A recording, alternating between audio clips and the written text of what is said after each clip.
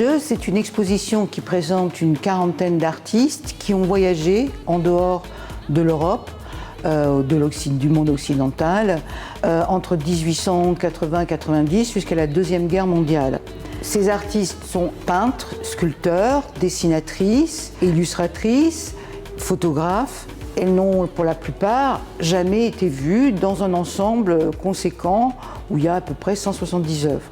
Alors le premier voyage est souvent un voyage vers l'Orient. Alors l'Orient, à la fin du 19e et au début du 20e, c'est surtout l'Afrique du Nord, mais c'est aussi l'Inde.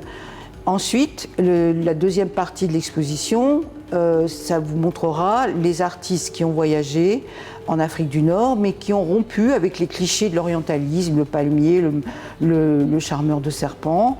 Donc on s'est aussi intéressé aux artistes qui ont travaillé pour les compagnies maritimes, parce que c'était le développement du tourisme de croisière.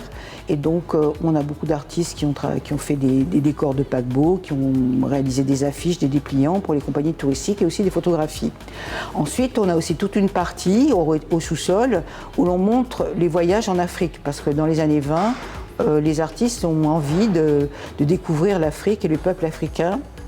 On a ensuite tous les artistes qui sont partis jusqu'en Asie, en Indochine et en Chine.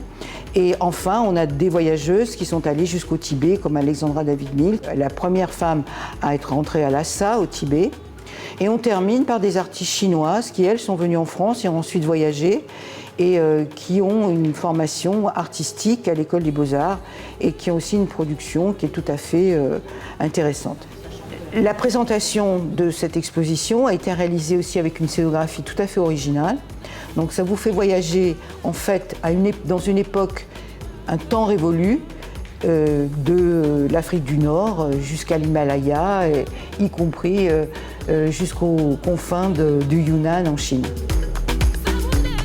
Artiste voyageuse, l'appel des lointains.